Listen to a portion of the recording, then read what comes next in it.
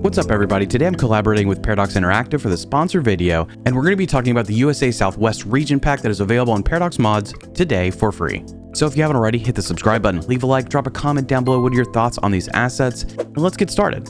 So first of all, I typically build North American based cities, and this pack fits perfectly into what I typically like to see in my builds. There's some nice modern buildings, along with tons of different commercial buildings that will fit perfectly in your North American city. And just within this pack, you'll have several different zones to play with, including low density housing, row housing, medium density, mixed housing, and high density housing, along with low density offices and low density businesses. In addition to those zoning types, you'll also get some ploppable buildings and service buildings and signature buildings. And of course, a big shout out to all the legendary contributors who helped put this pack together for us. So we're going to start with this modern looking downtown. It's going to feature some high density residential, some mixed use, along with some sprinkles of medium density residential, commercial, and office space. But just with those assets, I was able to create a nice modern looking downtown with a simple skyline that fits perfectly behind the beach. So let's dive into these assets. In order to show them, I wanted to incorporate them in somewhat of a build, almost like a diorama that we're going to go section by section to reveal some of the assets included in this pack, starting with some of the high density residential. And just on the coastline, you're going to see three different variations of some high density residential and a level 1, a level 5, and another level 1 building. I'm excited to see these type of buildings incorporated into our inventory to go along with some of the buildings we have at base game and other packs. But behind these buildings, I start to get into more of the mixed use and office buildings that come with this pack, including some mixed use, what looks like apartment complexes that I've also placed together to help give a larger appearance. Then we have some offices here that look very modern, and you're going to have some variety in this pack where some buildings, commercial or offices, might have a parking lot option or some that don't, with these two as an example. Now, if we flip sides, you're going to have a little bit of an older looking mixed use building, and I kind of like this to feature somewhere in the town because it gives a little bit more of a dated look to me, not quite as modern as what you have across the street when you get into another mixed use building, which is much more modern, looks like it was built more recently, and is a mixed use apartment building. If you look from overhead, the apartment area fills up the top of this city block. But moving down, we've mixed in some office, commercial, and mixed use to help fill up the space, along with parking lots because it's North American. You're going to have a nice variety of low density offices and commercial buildings to play with. We're going to go more into the low density commercial here in a moment, but I do appreciate these for filling up small spaces or helping to blend different parts of the town together in those transitional areas. So here you see this low density building kind of looks like maybe a fast food chain next to a mixed use building that has a little bit more of an aged feel and then an office, all of which can work together to help fill up the city block. Here's another example of a residential high density building from this set. Next to it, we have some medium density housing. This is an interesting asset because it's like multiple buildings combined, again, looking pretty modern, but I really like how this is set up. Followed by an office here in the corner of the city block with a parking lot attached.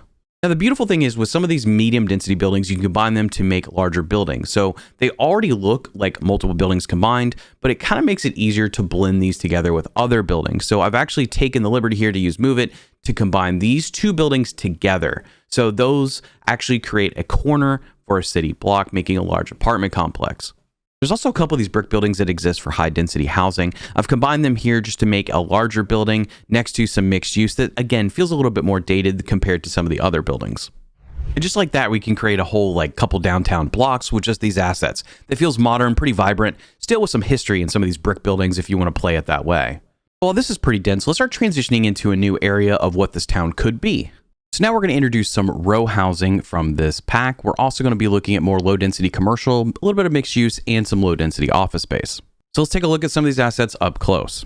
Now, as I mentioned, I want to transition away from downtown, but we're going to continue some of the styling while also lowering the verticality of a lot of our buildings. So we're going to start with this mixed use building. This is going to have a similar style as some of the other buildings we've already established at our beachfront here, and then transition into an office building and some low density commercial.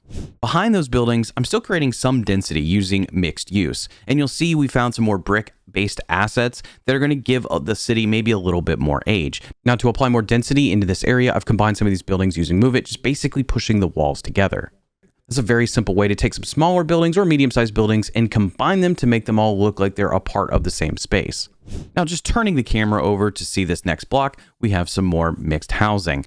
I've actually combined these buildings on this edge just to make one big apartment style building that covers the whole city block. This doesn't feel quite as modern as some of the other buildings, but I'm fine with that because it gives some diversity in the building selection. Right behind them, though, we start to go into some smaller offices and low density commercial.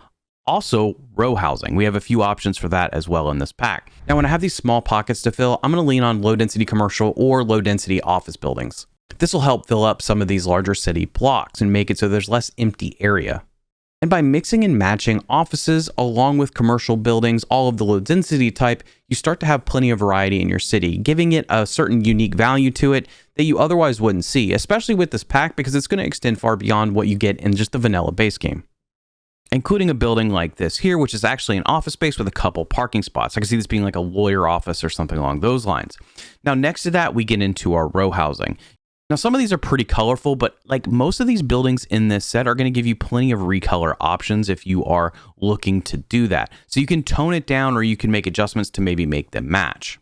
Now, if memory serves, you're going to have about 2 different sizes of row housing. They're going to be 1x3 or 1x2. These are the 1x3s, and you can see they're quite different. You have one that appears much more modern, while the others feel very stylistically different from that and each other. Not to mention the one in the back that stands completely on its own. I use row housing typically for transitional areas or just to make like little neighborhoods within themselves, but I'm kind of curious as to how you guys might start placing these because they look so different from what's in base game. And of course, what we have here, individually, they look different. Across the street, moving away from the beach, we're still leaning heavily into mixed housing and medium density.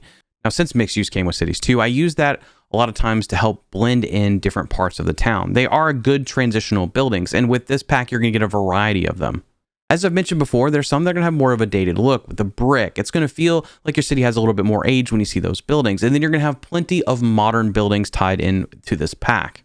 Now, if we skip over here to the backside, you're going to see one building that I really like, and that's this sort of apartment complex, which is medium density residential. It's got corner buildings and a middle area that has an open courtyard. You can fill up whole streets or whole city blocks with buildings like these. These are super helpful for just increasing the amount of space your downtown can take up. Now, just like I've already done in some of the other city blocks, I'm going to juxtapose some of these older looking buildings with something more modern. By setting these up near each other or next to each other, you get something that looks like development in the city. That helps add a little bit of a story behind what you're building. So now it's time to progress even further, like in the direction of the suburbs. So we're going to start to see assets get a little bit more spread out. We're going to incorporate more low density commercial and some low density residential. And I think you're going to see some of the best representations of some American houses in this pack. So I'm pretty excited about that. So let's take a look at what's in this third phase of our little city build. Starting with low density commercial, there is a welcomed variety of assets here that I'm excited to be able to put in my builds. And I do think this is something that base Cities Skylines 2 actually lacks, is the type of commercial buildings that look certainly North American and can kind of cover large areas with a variety of shapes and sizes. And starting off at the coast, we already have 2 buildings that take up a little bit more space. Both have attached parking lots and certainly feel more North American in terms of their style. We have buildings that look like just a fast food restaurant with a drive-through. Behind that, you're going to have some shopping center-like buildings, and this pack does include a few different types of motels. I'm very pleased to see an incorporation of both standalone commercial buildings and some buildings that appear like they could be small strip malls of some sort with multiple businesses placed within them. I've also included a couple buildings that struck me from their architecture. We've been talking about some buildings that feel a little bit more dated compared to some of the modern buildings, and there's a couple low-density commercial buildings that stand out to me, like they've been there a while and maybe just transitioned through different businesses. As you may notice, I like that juxtaposition of some of the older buildings with some of the newer buildings. I think it just adds some nice character to whatever you're building. Now, while you have a few buildings that fit more like small strip malls that might house multiple businesses, you also have some bigger buildings that could incorporate a bigger retailer. These buildings feel exactly on point for what you typically see in the US. You see a variety of different sizes. Bigger retailers may have their own structure that is stylized a certain way. Then maybe next door you have some local businesses that are all working within a small strip mall. When it comes to low density commercial, I think there's a bunch to play with here, especially with your North American styled cities. And speaking of North American based, we needed homes, houses that feel like the American suburb, and to an extent, we're getting a few in this pack. I think if you carefully place these, you can actually get some really great results for those suburbs you might want to build just outside of the city. They come with plenty of details, and you're going to have varying lot sizes depending on the level of the house itself. You're also going to get a handful of modern homes that almost feel like row housing, but they actually have lots around them. I could see these, much like row homes, than how I use those, being tucked in between some of these commercial areas and where you want to go full suburb.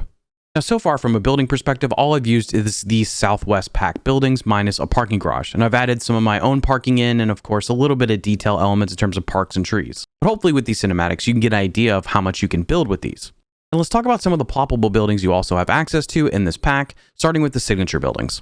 For residential, you'll get the Imperial Heights apartments. You'll get two variations of these, one with parking, one without, but they can be placed next to each other to make a much larger area.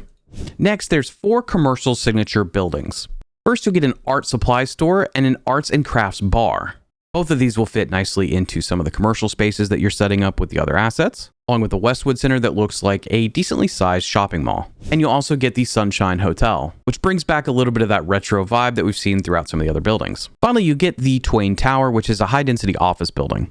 This gives me a little bit of nostalgia because it reminds me of some of the CS1 buildings we used to get off the workshop, but I'm excited to see something like this added. And finally, you're going to get some service buildings in this pack. Starting with education, you're going to get both an elementary school and a high school. With the elementary school, you're going to have a couple add-ons, including the art and music building. You'll also have an additional classroom, which will attach on the property, and then you'll have an annex, which can actually go all around the building within the radius provided. This will obviously increase your student capacity, but more importantly, I think this elementary school is great for suburban builds. Next up, we have the high school, which is a massive building clocking in around 48 by 18. The only thing I feel like it's missing is a football field, but if you use some of the other assets in the game to create the football field, you can make a whole sports complex attached to this. It does have some upgrades, including a gymnasium, which is added to the property itself. The small classroom building will fit within a specific radius. Then you have the large classroom building, which would have to go outside of the property and attached within the radius provided. And finally, you have a library, which goes on top of the current existing property. I would very much recommend tying this in with some extra parking lots, maybe a couple sports parks, just to build this out a little bit, and it's going to look pretty good for a North American build. You're going to get 2 different healthcare options. One is going to be a medical clinic, a much smaller building than the next one. You're going to have one upgrade for this building, which is an extension wing. Now, the next building is the Central Hospital, which is significant in size. This is going to fit much better in a downtown type of area, along with maybe a parking garage or 2. You'll be able to add more ambulance bays, which also adds a helicopter pad, so be mindful when placing next to pretty dense areas with a lot of buildings. You're also going to get a firehouse and a fire station. The firehouse feels much more sort of rural area focused, but it is going to have at least one upgrade for an engine maintenance bay. The fire station is actually going to have several upgrades, including a training building, a disaster aid office, and a helicopter pad, which will fit on the property. This feels most ideal for suburban areas in or outside of neighborhoods. Finally, you'll get a police station and a police headquarters. The police station also fits more in suburban areas, in my opinion, while the police headquarters is something you could probably utilize downtown.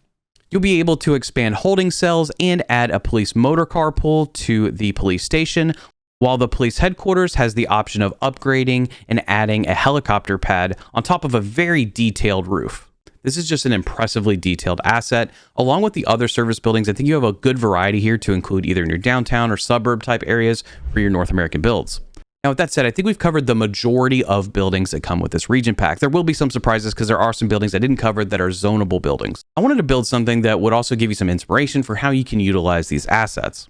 I know this pack adds a lot for what I tend to work on and what I tend to build, so I'm hoping if you are a North American focused builder, you're going to find some helpful assets in here, so I definitely recommend checking out the pack. And with that, thank you so much for watching.